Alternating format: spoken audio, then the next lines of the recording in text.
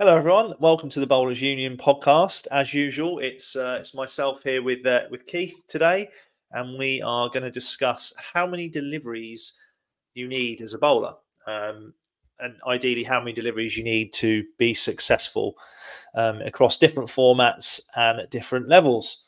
It should be interesting, actually. But how are you getting on, Keith, today? First of all, I've just realised, Matt, after chatting to you for about an hour before we started this, have yeah. you painted your room?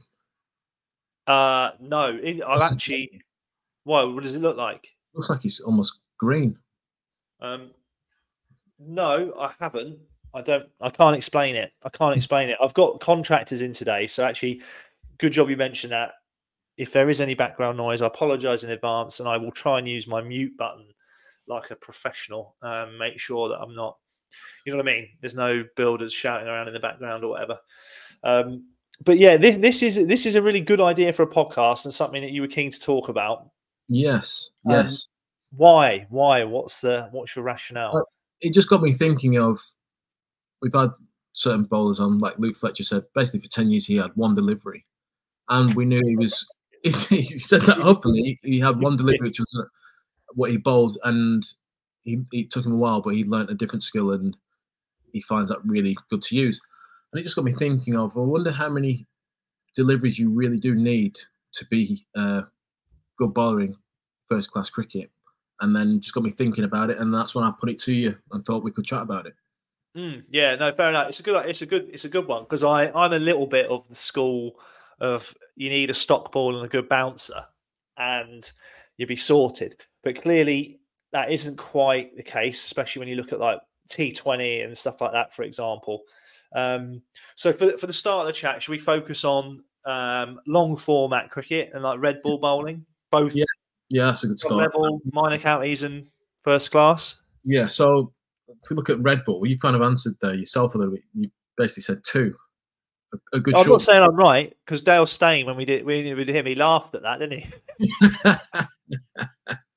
Well, he did, and he didn't. But yeah, go on, talk to me. Well, obviously, from a red ball point of view, if we started at, let's say, club level, you'd probably say your good club bowlers and your league legends have probably had one ball that they've been really good at, which if you were to grade it, you grade it, let's say, best delivery, your best ball, and it's a good one, it's like a grade A. If you've got that grade A one delivery in club cricket, you're actually okay. As you move up the levels throughout the game, I'm thinking, you can't just be a one-trick pony, maybe. Not saying that you can't be, but to kind of keep batters on the toes, you've got to look to upskill and almost, can you get to A-level kind of deliveries, or even three, but to what level? I don't know. What are your thoughts? Yeah, my initial thinking is essentially, the better the wickets you play on, you probably need more than one ball. So, for example, even at test level, well, to be fair, I haven't played test level, so this is a bit rogue, but even at test level, you watch Anderson operate on a wicket that's doing quite a bit. He keeps it quite simple and bowls kind of one ball over and over again, or maybe two, an away swinger and a wobble seam or whatever. So club cricket, potentially where the wickets aren't as good for batting, then you can operate, as you said, you can kind of keep it simple, hit top of off relatively straight, and it's going to be difficult for batters. However, even at club level, on wickets that are flat, you can't just rely on that, and you need to be thinking about other things and other ways of unsettling or confusing. Maybe confusing is the wrong word, but you know what I mean. Unsettling batters. It's just knowing perhaps the appropriate other delivery that goes alongside your stock ball. Yes. So I would ask you then, what deliveries, if you could choose in a longer format game, what would those deliveries be? Okay. Well. Okay. This is If I believe in doing what naturally comes best to you, so I'm going to use myself as an example. Is my stock ball is an away swinger, and for a long time I basically just bowled that and a bumper, and that was it. Right. to get to improve and get better. Especially as my pace came down half a yard, then I felt like I had to add another ball that essentially challenges the inside edge and the front pad more, which I personally believe. I think a wobble seam is actually better than an in swinger. Yeah. I don't know what you think, but I feel like the in swinger, quite often people think, "Oh, I've got an away swinger, I need an in swinger," and it's like, well, actually, that kind of batsmen can pick that. Do you know what I mean? It's kind of a bit obvious, whereas a wobble seam mixed in with an away swinger can be harder for batters to pick up. Yeah, I'd I'd say if your pace is up there, then you can have an away. I think it's easy to have an away swinger because a batsman will feel that they're having to play at it anyway, even though it's going the opposite way. Just that first instinct will kick in of get your hands at the ball. But yeah, as you do come down a bit, I think you've got to have something else, and I think a wobble would work probably best. Look at myself. I had an in swinger to a right hander, and Graham Welsh did teach me an away swinger, but it was really ineffective, I thought, in the end, looking at it now, because you have to set someone up perfectly for a while before you can have a chance of that working. And actually, your line is so different that it's picked up. It can be picked up pretty obviously. So me bowling an in swinger to a right hander with a wobble actually became more effective and more threatening. So I would say, in my eyes, I think just at the level that we're playing at, if you've got 3 deliveries that, if we grade them, if you've got an A of your best ball, and maybe 2 Bs. So 2 Bs could be, I think you'd be a very good bowler. So let's say my in swinger to a right hander is an A. I'm not saying this is what it is. This is what, if it could be that, and this is what I class as very good.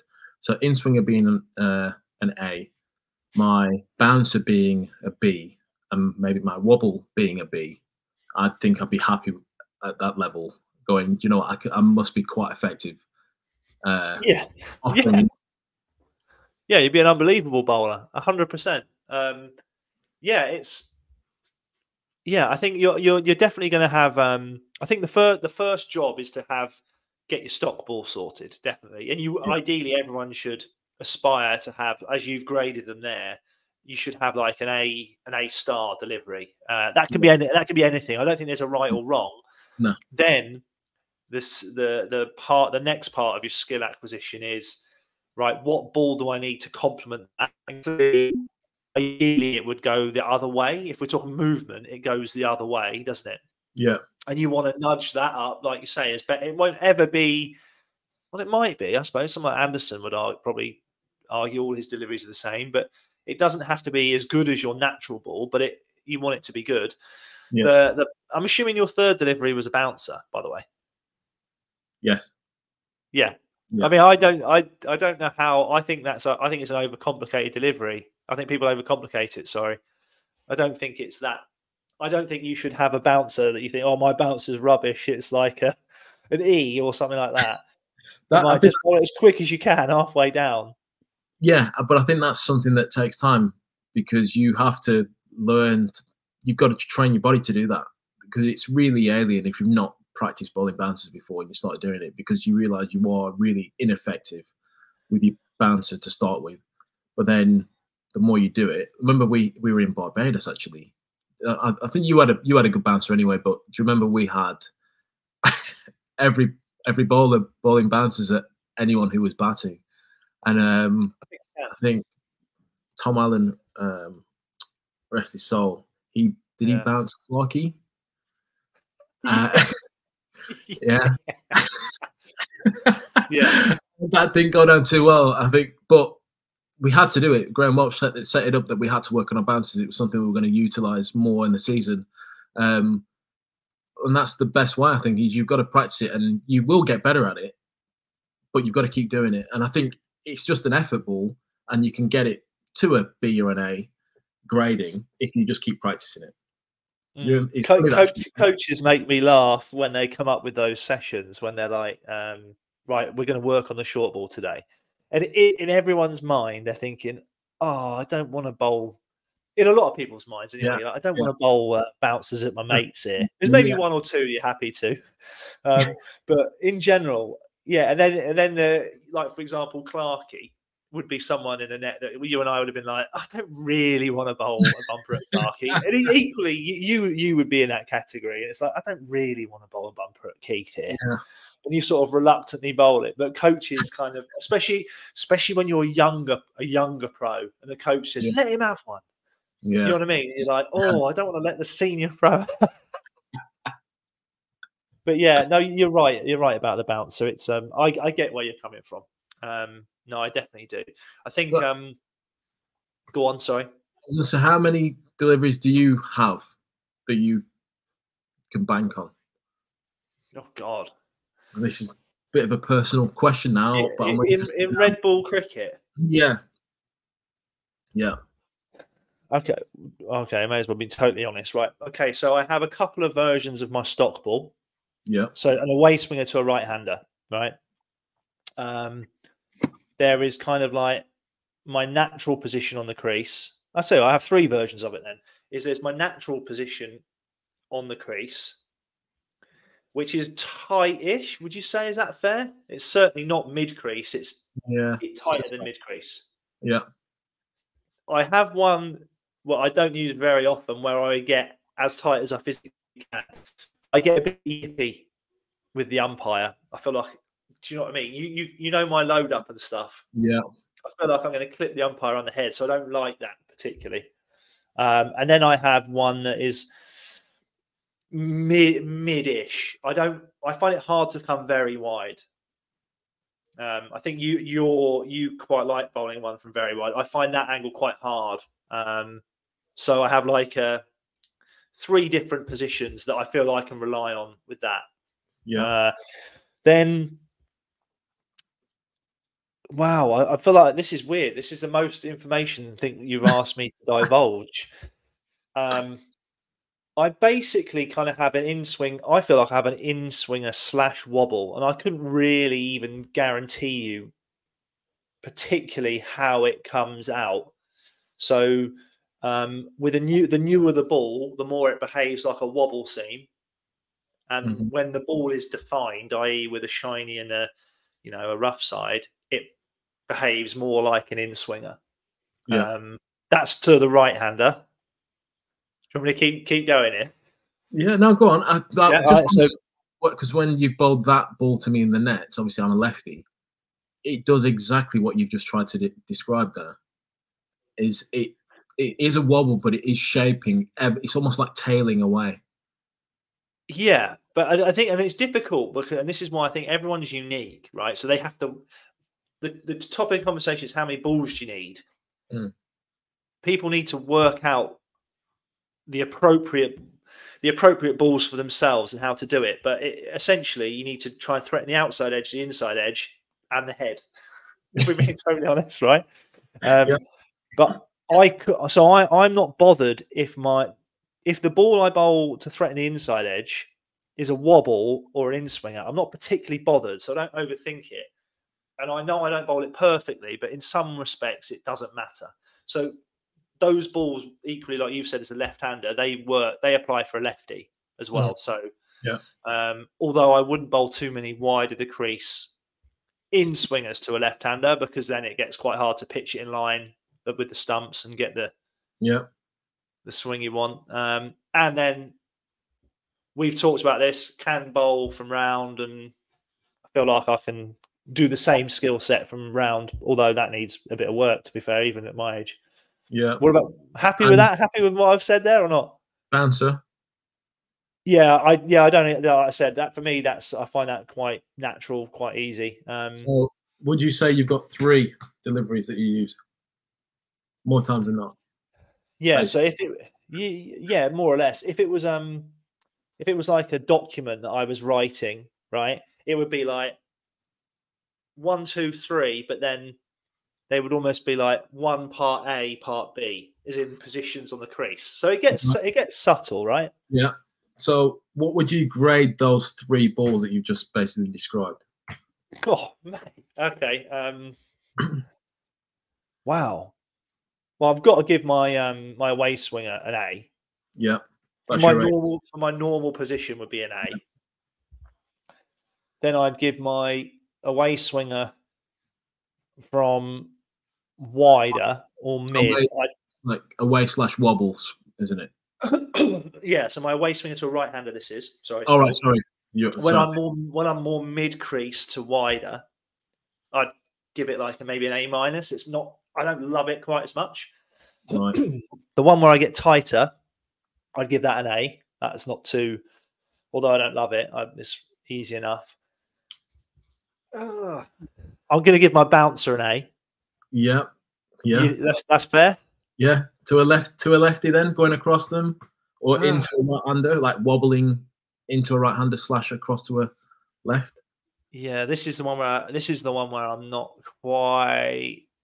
It's a bit more randomness to it, so I'd say this is in the B category. So you see, you got basically 2 A's and a B. That's not bad.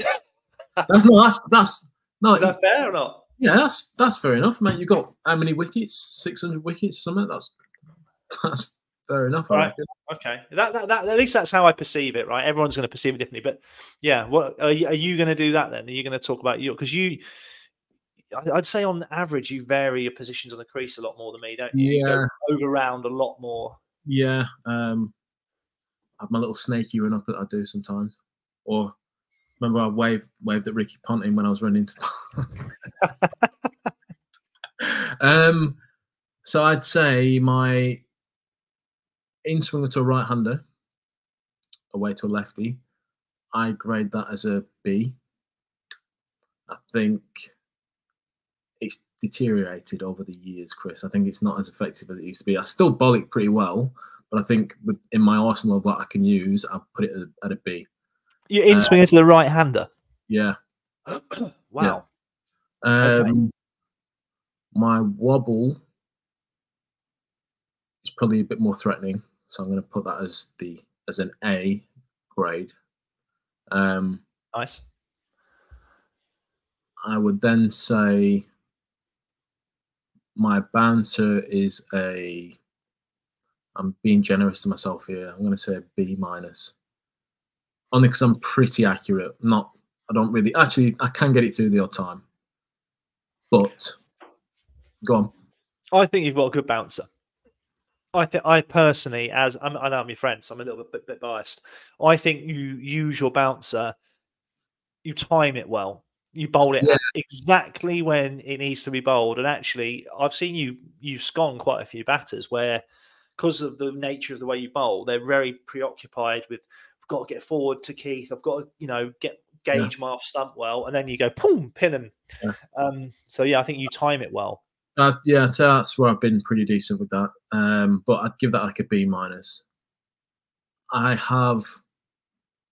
don't know if this is still an in swinger to a right hander, but from round the wicket. So if I go back to the in swinger, but from round the wicket, that's probably a B plus. Because I think it surprises a lot of batsmen when I've done it. I don't do it often. That's why I think it's been quite surprising, quite effective. But then this is my 4th delivery. So I've got in swinger to a right hander or away to a left hander. Bouncer, wobble seeing, but then I do bowl one which is like an away swing wobble from round. And I reckon that's like a B plus, as in what it does, maybe even touching on an A minus. I think it's proper effective. I've been doing it a bit more recently in the warm-ups this game, just when I've been bowling through. And it looks to shape a fraction away from the right-hander, but then it does seem to nip and go quite a bit more. So, yeah, I'm not saying, like, you need to have all those tools, but I feel I've had to find extra ways of bowling because I've been down on pace compared to other bowlers. Going back to your around the wicket in swinger to a right hander, there's only 3 bowlers I can picture really bowling that.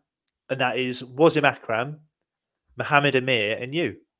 So you're good company there. You know what I mean? I'm talking like a big booming innie. Yeah. It's all about a lot of. The hardest thing is making sure you started on the right line. So a lot of people, I tried to get Stoney to do it, and he started to do it last year a little bit. He tried to do it to me when he bowled at me, and I said to him, what he did wrong is that he angled it. He aligned himself to the batsman, to like the middle stump, like middle and off, when actually you need to be like aligned to like fifth stump at least, and bowl towards fifth stump. And then you've got to try and you talked the other day about swing the other day. You've then got to really try and swing it, but aim for fifth/sixth stump.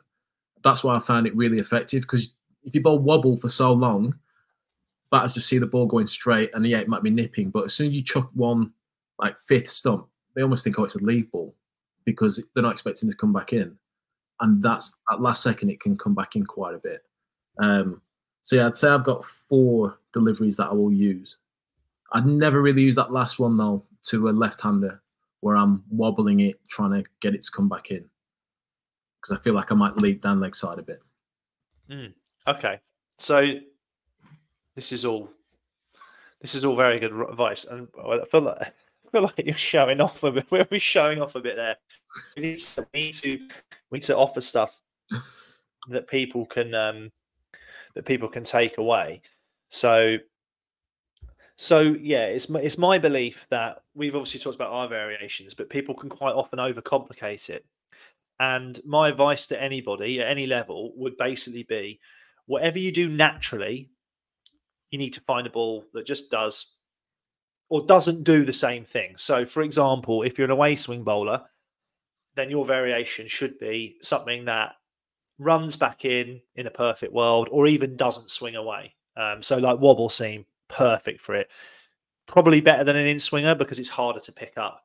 Equally, if your stock ball or your natural ball is a big innie, then you need to somehow find a ball that doesn't swing in and that just threatens the outside edge and continues through to the keeper.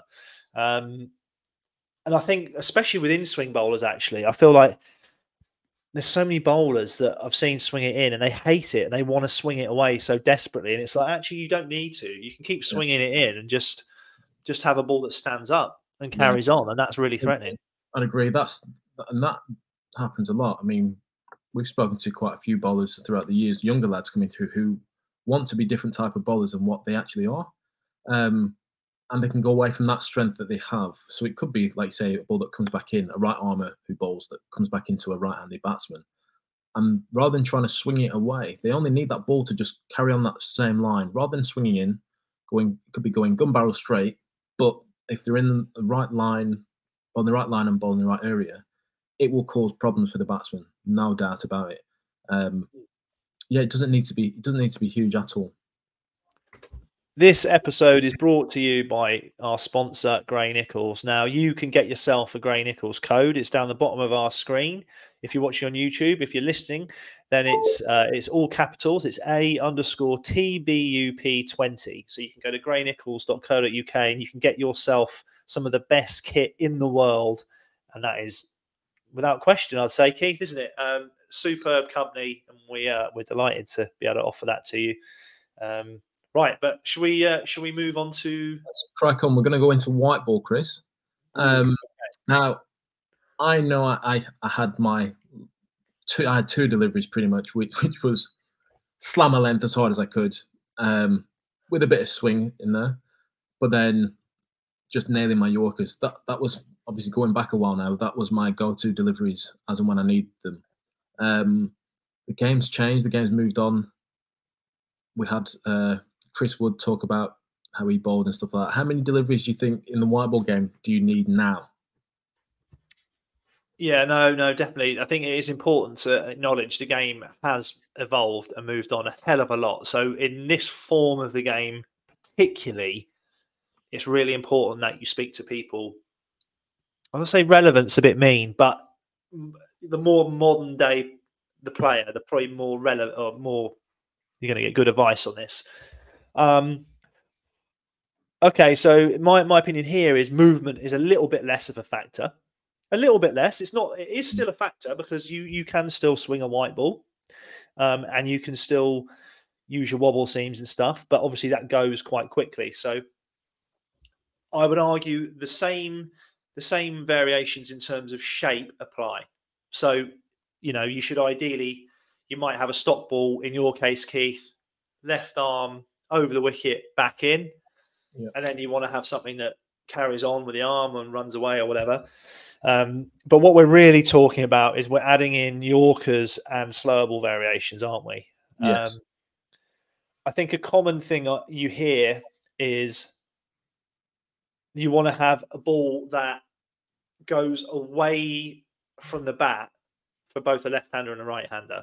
This would obviously be cutters, for example. So I suppose someone like a Stuart Broad would be someone who would bowl cutters, for example. And then you've got your sort of seam up. I think Chris would use the terms, your seam up variations, slow ball variations, which are your knuckleball, your back of the hand slower ball, and potentially any sort of split finger kind of things. What do you think there? Do you need balls that go away from the bat, or do you think the ones with the straight seam are the best ones? I think your lines are so important with the ball moving away from a batsman, because that could free a batsman up to hit you anywhere if you're not fully on it. I've always been someone who wants to keep batters tighter. So it's a tough one.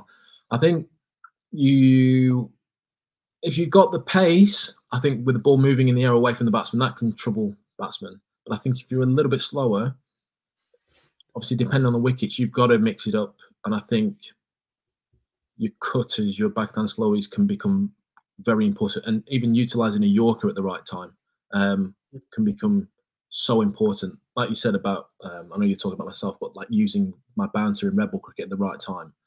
I think the more variations you've got, you can't just throw them out whenever you feel like it. Has to be the right time if you're going to be successful. Yeah, no, I totally agree with you. I don't know if I sort of probably went too far ahead there, but definitely in white ball cricket, you essentially need to have a heavy length, you need to have a Yorker, and you need to have a bumper. I think that's like you can't get away with not, I don't think. I'm sure you'd agree. I'm sure most people would agree. So within that, though, there, like you say, the lines are key, aren't they? So actually, do you have a straight Yorker? And like yourself, you used to have a good wide Yorker, especially, didn't you, at right-handers at the death. So it's having that control of not only the length, but you almost give yourself two variations, don't you, by being able to nail the wide line and bowl like a toe-crushing Yorker. Yeah. White ball bouncers are great because your field invariably is set really well for it. Typically, you'll have a third man, a fine leg, and a deep square for long periods of a white ball game. Maybe less so in T20 because you're going to have probably one of the third man or the fine leg might be up in the ring. But in general, the reward for the bouncer is quite high, I think, in white ball cricket, because quite often it just goes straight up in the air to mid wicket, or someone might peel off a catch at deep square or something. Whereas in red ball, quite often you're operating with 2 and 1, maybe 3. You've got a fine leg out. Do you know what I mean? Yeah. So I wanted to ask you something actually, because obviously you've just mentioned there about using your bouncer. And I know you're talking from a point of where you're playing in the middle of a ground, but how often is that happening for county games? Really, you're always T20 games, especially, can be quite big one side and short another. So, if let's say you were bowling at a right-handed batsman and it's short leg-sided, what deliveries would you look to use? Yes, this is typically Edgbaston, isn't it? Especially back in the day for you and I. Yeah, you have to suck it up. So if I was bowling from the City end at Edgbaston, the Chris Wokes end, with the short leg side boundary towards the motor point stand, you're not going to bowl a bouncer. You're going to basically, I I mean, you could bowl a bouncer. I think statistically over time it would prove it wasn't a good idea, because I think you're going to go for 6 a lot. And even if the batsman makes a mistake there, and they top edge it, it goes for 6. It's not. Do you know what I mean? The reward drastically comes down. I'm sounding like a right stato here, aren't I? So essentially, you've probably got a window where you can hit the top of the stumps, haven't you, on off stump? But once batsmen really start targeting that leg side, you're probably left with wide Yorkers and variations of wide slower balls, I'd have thought. Yes. Yeah. And actually, I'm going to throw something in there from, I think this was you. You came up with this when we were pre-season in Barbados. We talked about the type of batsman. Can you remember the 3 categories?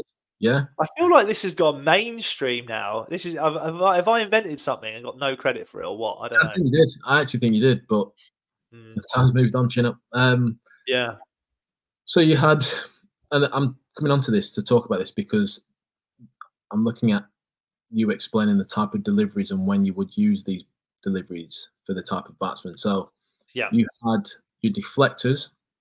Yeah. Do you want to explain what those were, even though it is pretty much self-explanatory?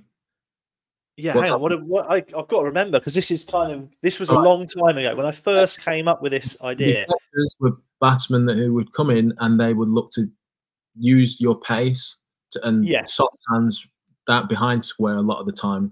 Absolutely, maybe just to get themselves in, or that was just the game. Yes, that's correct. Right. So the idea was to call a batsman or categorize a batsman, and that should, in theory, dictate the field and the balls you bowl. So, for example, a deflector would be, you'd almost certainly have mid off up, and you bowl a lot of slower balls. Yeah. There was dumb hitter, wasn't there? Well, there was. Well, yeah. So there's the dumb hitter. You want to explain what deliveries you would bowl to a dumb hitter? So my theory with dumb hitters were that, especially so a pace on bouncer, for example, would go down in value against the dumb hitter, because they are just going to try and swing, and invariably, ground sizes being and stuff being what they are, it just goes out the park. So actually, you had to mix your pace up a lot against a dumb hitter. So slower ball bouncers, I thought, this is talking death, was a great option. Yes, obviously, alongside nailing a Yorker, that's always going to be good. But sometimes with someone who swings so aggressively and almost stupidly, even that they commit so hard that they get good results from it. So the changes of pace became important.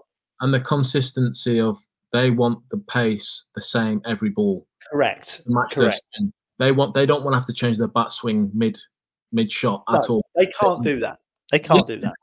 This is like, I'm trying to think of a really good example of a dumb hitter. Trying to think is there any mainstream sort of IPL batters who you might put in that category? It'd be typically someone who bats like 8 or 9, who's a bowling all-rounder, who smokes it but just has no finesse. That's the image, you know. I would like to say I'd be in that camp, but I don't think I am. You have to make more contact with the ball. I'd definitely be in that in that range. You want it, I'm the same. I'd want it one speed, just to go full swing. Right. And as soon as that changes, you through your shot already, and you can't slow down. So you're wanting pace off for your dumb hitters. You want variations. You want bouncer, toe crusher, backhand slower ball, knuckle ball. Absolutely. Keep them guessing. And then you had your 360 players, which I remember at the time we described as like your Josh Butler and your Owen Morgan at the time. Yeah, and they weren't around so much, were they, back then? This is the thing. 360, they were a problem. I don't think that was ever solved particularly. Other than, I would say, potentially the more 360 is, the more wide Yorkers become a good option, because you can't. There is a limit to where you can hit a good wide Yorker, isn't there? Do you know what I mean? Like if you're bowling a straight Yorker, and let's say a batsman commits to trying to hit it over their head behind them, your margin's tiny as a bowler. Do you know what I mean? Yeah. It's a joke. But actually, if you get it wide, it does make that a lot harder. But again, these were quite innovative ideas back in the day. What was the other one? There's one we've missed. Well, there was deflected dumb hitter and 360. Oh, and then there was another version of a hitter. So it was like a good batter at the death, but doesn't ramp it and hit it behind them. And I think my views at the time on that was where you nail a Yorker. So it was more about nailing a Yorker. You know you're not going to get ramped, and they're only trying to hit you straight, so you nail your Yorker. I mean, some teams. Why I wanted to go on to this is because some teams they do take a gamble and have a dumb hitter up top. Warwickshire did for a while, left-handed batting at 3. didn't work too. I thought you were going to have a little jab at Neil Carter. Carts was good against pace, and once teams figured out spin was the way forward, he struggled, which that happens. But some teams would open up or have a dumb hitter come up in the innings early, so you would look to mix your pace up there. Predominantly, most openers and up to 5 or 6 were all strong shots or deflectors. So I'm trying to say that you categorize very early on what you need to do to certain bowls, and you only find towards the end of an innings with maybe 7, 8, 9, 10, 11 that you maybe had a little bit more room for error, but you would have to utilize variations more because those dumb hitters were predominantly coming later on in the innings, wouldn't they? Yeah, no, totally. I think you have your match winners that are coming at 7 or 8 who just look to hit a big ball, and from then on, that's where you would look to maybe go wide Yorker 1 ball, bounce to the next, slower ball variation, cutter, keep them guessing. No, totally. I think the point. I remember again when we were talking about it the first time, it was because you could sense the standard of batting was improving. And actually, in the heat of battle, in the heat of a T20, it was an idea of really simplifying things and knowing the appropriate balls for a type of player, especially if you couldn't remember, 18 counties, each was 7 different batsmen. Having loads of analysis on each one, it was easier to sort of type them and stuff. I feel like the use of line has changed a lot in white ball cricket over our period of playing. Like certainly when I started, there weren't too many people nailing wide Yorkers. It wasn't so much a thing. It was like you try and blow people's toes off and hit the stumps. And then I don't know what the catalyst was, but people started using the line as variations. You know what I mean? Yeah. I don't know if that's something you can relate to, because obviously you were a good exponent of that, weren't you? From over the wicket, bit reverse, hitting the wide line. I mean, your head coach Alfonso Thomas, he was someone else as a bowler. He would happily go. I spoke to him about it when he was at Hampshire coaching us. He would always try and utilize that wide line and bowl like a wide cutter, because batsmen really couldn't reach it. He found, and it was a way of getting out of his over quite well. Or seeing if the batsman moved. So yeah, I mean, I found when I was bowling those wide Yorkers, obviously I feel like I had a really good field for it, because a lot of the time I would be bowling to a short leg side boundary edge. So I don't actually remember my field positions, a bit long and boring, but 45, square leg in the ring, deep mid wicket, long on, long off, extra cover in the ring, deep cover, backward point on the edge of the ring, and the third man. And the amount of right-handers that would always try and shovel themselves across to 6th, 7th stump to try and hit that leg side made it even easier for me, because it's such a hard angle for them to try and get hold of that. I'd have to bowl either a really bad ball or just a full toss, basically, for it to go there. But there's only one person who did the total opposite to any of the batsmen, and I panicked because I had nowhere to go from there. Can I guess who you're going to say? Go on. I reckon you're going to say David Hussey. Yes. Yeah. I've never panicked so much in my life, because he, rather than fight against it, I think the first ball I bowled it to him, He tried to hit leg side, missed it, and then I reckon he looked at backward point and thought, I can beat him. And I bowled a really good Yorker, wide Yorker, and he just went with it, hit it either side of what would have been William Porterfield at backward point, and hit me for 2 fours there, and then hit me for another 2 after that, and I was exposed because that's the only person who went against what I was trying to do. So I had my Yorkers, and not many people, I don't feel, dominated me in that area, but can't do that now. It's too predictable. You do have to have 3 or 4 different balls, and I know that's something. As time went on, we spoke about how many can you have 2 or 3 different balls for the same field to keep the batsman guessing. And I think it's still like that now. You really have to have a few balls, don't you, for one field, or else you just it becomes obvious what you're trying to do. I'm gonna try and tally these up, right? So again, jump in if you agree or disagree. So you've got your stock delivery. It doesn't matter what that is. So that's one. Then you've got the ball that just behaves slightly different, but is kind of a stock ball. So like a wobble seam, for example. So that's 2. You then you should have a Yorker that's at the toes or at leg, middle and leg kind of thing. Yeah. You should have a wide Yorker. Yeah. That's 4. You need a they're cutter. Not all going to be world class, by the way, but these are.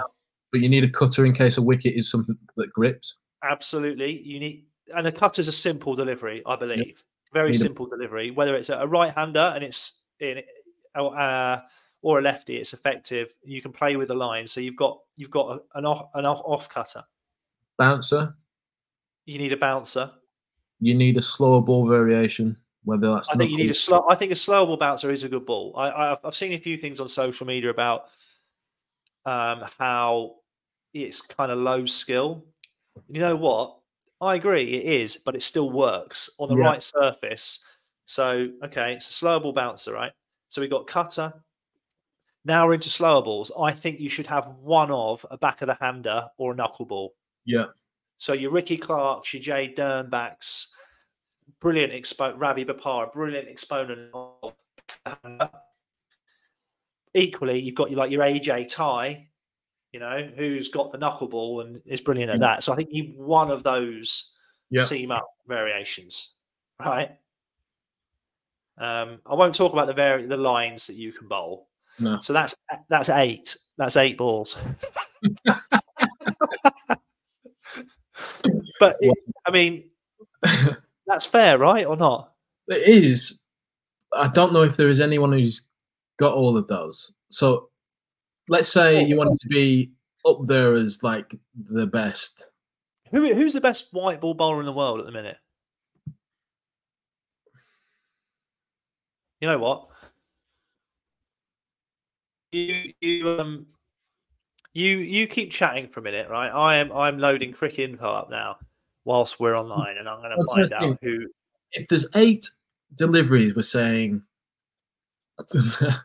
if you like, there's 8 deliveries basically in white ball cricket where you go, if you've got them, you're you're probably the best ball there is. But how many of those can you have and be good at to be good enough? Well, interesting. You know what? Immediately I have thought of there is pace probably dictates a little bit of this. Yeah. And that, so actually, I can't get quick info up. I need to. I don't know where it is. But for example, Shaheen Afridi would probably be in the top 5, wouldn't he, at the moment in white ball cricket? Yeah. I don't think he has all of those balls. No. But he bowls 90 mile an hour. Yeah. Yeah. So that's the one thing. If you don't bowl 90 miles, so like AJ Ty, good example. He's what, between 80 and 85. He has all of these variations. Yeah, because he has to, right, at that speed. Is that fair? Yeah. Bumrah, what's Bumrah's crack? It's just what? Mint. Yeah. What's his slower ball, Bumrah? Does his slower ball go slower than 90 mile an hour? I mean, he definitely has like a big off cutter, doesn't he? That has that sort of. Yeah, I'd have to look, mate. I haven't seen him bowl in a little bit, to be honest with you. So I think pace is the kind of the thing that can change this. But ultimately, you do need at least 5 or 6 different deliveries. I was going to say, I think you need 5 at least to be going along the right lines of being very good in white ball cricket. So, if I was advising a young kid now, in fact, you know what? I'm going to be totally honest. I think I've said this to George, my son, because he loves his cricket. I'm like, if you can bowl 85 mile an hour and above, and you had a back of the hand slower ball, I reckon you're guaranteed to play professional cricket. Not far wrong. Probably right there. Yeah. You'd at least have a crack. You'd at least be given the opportunity. Yeah, definitely. Definitely. So is that you just going to try and get ball as quick as you can with a slow ball? You can lead a horse to water, Keith. But I genuinely believe that. Like, I do believe in trying to simplify things. I don't know if we've done that in this podcast for people or not. But I'd argue for white ball, like I've just said there, you definitely need either a knuckle or a back of the hander. And I'm assuming everyone has a cutter because that's easy to basically bowl a quick off spinner. You know what I mean? No matter who you are.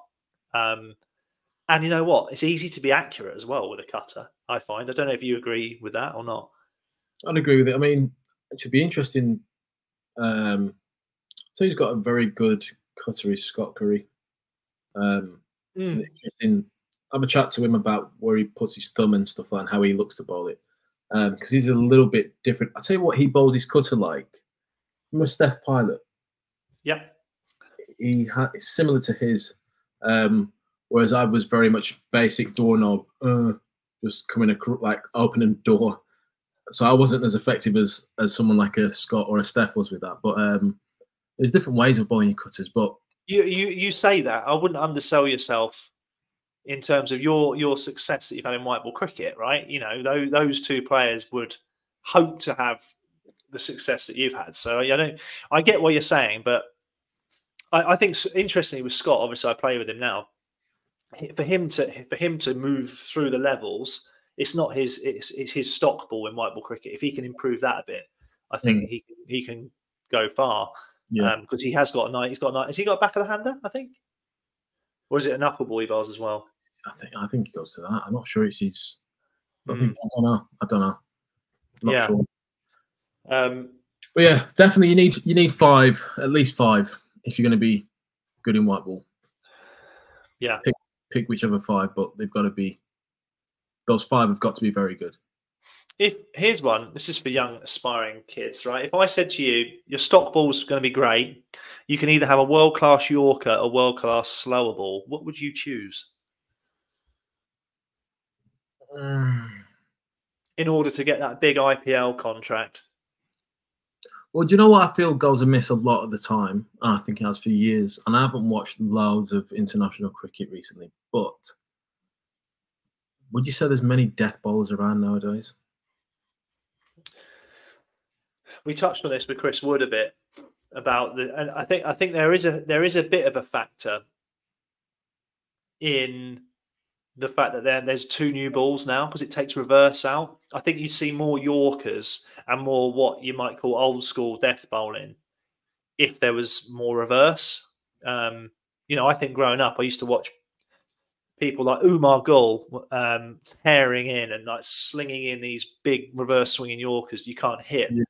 Yeah. They've kind of removed that a little bit, haven't they, by making it 2 new balls. But I know what you mean. I don't think there's loads out there now. It's kind of coaches talk more about everyone's got to be able to bowl at the death. And I think there is a few, someone like Nathan Ellis, for example, that you play with at Hampshire. But it seems to me now lots of people are capable of bowling an over here or there reasonably well rather than having an abundance of bowlers who just excel at the death. Yeah. Going back to your question then, I would take. So, hold on. Were you saying I'd be, what was my stock ball? Just quite quick, did you say? Well, your stock ball is just great. It's a beautiful in swinging left arm over a right hander. So you can either bowl a brilliant slower ball or brilliant Yorker. I'd go old school and go Yorker. would you? Yeah, because I always liked. Obviously, I bowl wide Yorkers, but I always liked when a batsman moved. If they ran at me or came leg side, I always enjoyed firing it at the tails or just following them, and I wouldn't want to lose that. And I'd be a bit wary of, yes, I could have a really good back of the hand slower ball, let's say. But at the end of an innings, I would never want to bowl a back of the slower ball that went out the park when I'm trying to see out a game. I couldn't live with myself. I couldn't. This is so funny because, like, interesting. It's a good feeling, isn't it, bowling a Yorker at the death, and the batsman misses it, and it goes through to the keeper, and you get like a cheer or whatever, and the lad's like, "Yeah, we'll bowl, we'll bowl." But I reckon if you were told you had to bowl a maiden, right? You had to bowl a maiden in the last over of a T20 to win the game or to, save your family's life or whatever it is. It doesn't matter. You couldn't do it unless you bowled a slower ball.